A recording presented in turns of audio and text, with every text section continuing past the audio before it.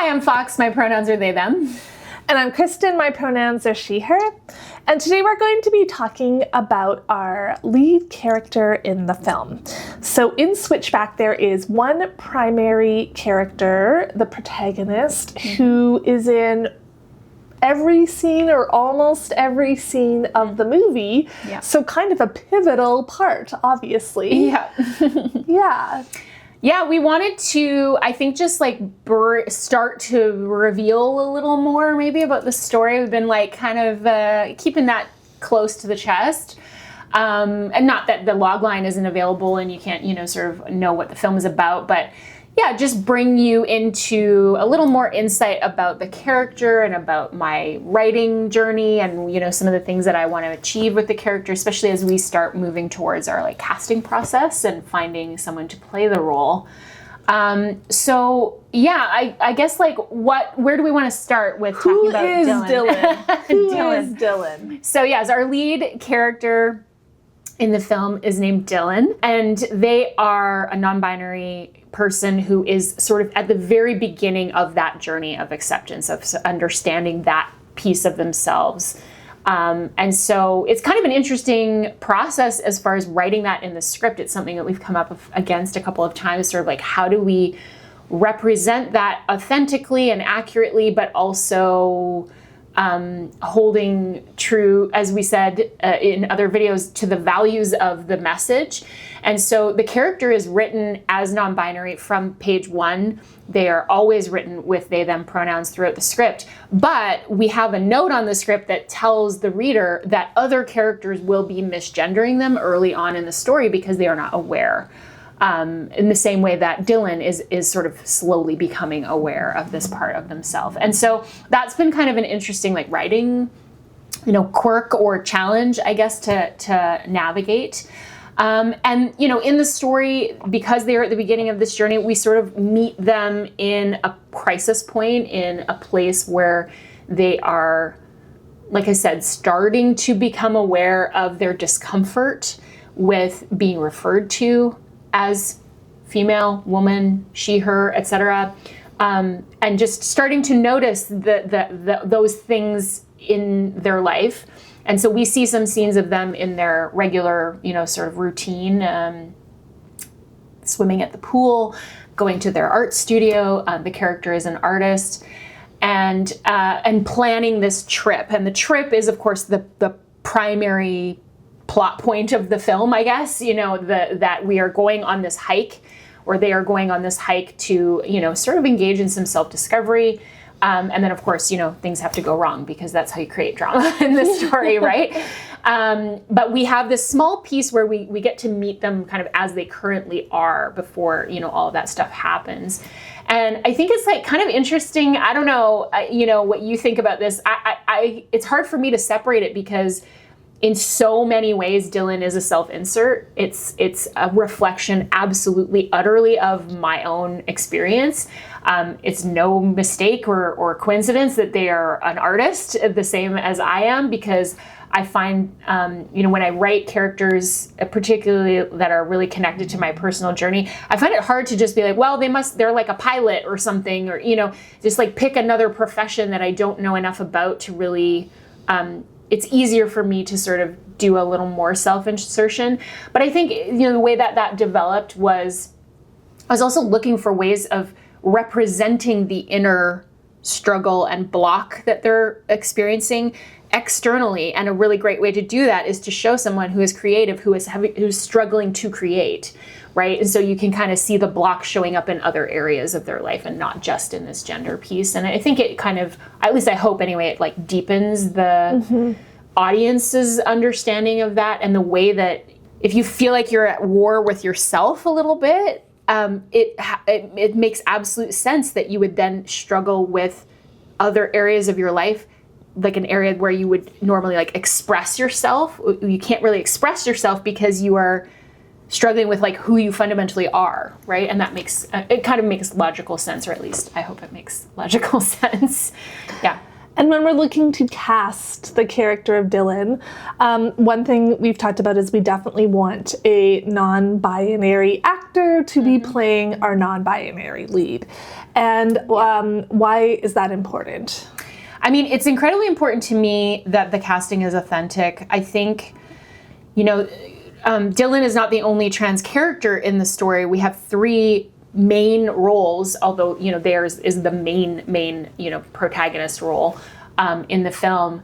And I intend to cast all 3 of them authentically to the identity that they have been written as, which is Dylan is trans non-binary, Rowan is another character who is trans masc, and the 3rd character, Kirby, is trans femme. So we want to make sure that we are, casting folks authentically in those roles for a variety of reasons. One of those reasons is that, I think we owe it to audiences to ensure that the story we're telling is not substituting or making taking the easy way, in representing these stories. And obviously, I'm non-binary, so there is creative in the team. There are authentic voices in the team, but I do think that it's just a very, very important conversation that sort of keeps happening and will probably continue to keep happening about when is it okay to diverge from the source or to cast inauthentically for other logistical reasons that people claim might be the barrier to doing that. And I think that we have just really committed ourselves to being this is a barrier we must solve this, and we must find the right person for each of these roles. And I think, in doing research and starting to think about our casting process, one of the beautiful things is that we have found tons of non-binary actors who could play these roles. So we already know that there are people out there. Can we afford them? Are they interested in our film? That's another question. But it doesn't mean that there aren't people out there. And that's actually been really exciting to realize that there's definitely a path to casting the film authentically and staying true to that. And I don't know, it's a curious part of the process because casting is also a marketing decision. And we are aware that that's something we have to think about at the scale of this project. So, it's kind of brought a new piece, I think, just to the puzzle. Yeah. Yeah, and these are all conversations we're having and considerations that we are thinking about heading into the casting process. Yeah. I think there's one other quality that we've talked about that is required for Dylan. Yeah. Do you want to get into that, Fox?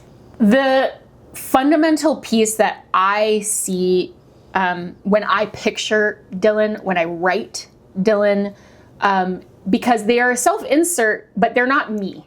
I think there is a line there that I have to sort of make sure I define, because they are not me. I'm not writing exactly what happened to me or, my journey. There's a reflection of me. So when I'm thinking about this character, when I'm writing this character, something that I'm bringing in, and, this is something that audiences will never see because this is what is in the script. It's not dialogue, it's description. So thinking about what does this person's behavior reveal about them. And ultimately, of course, these are going to be decisions that get made with the actor.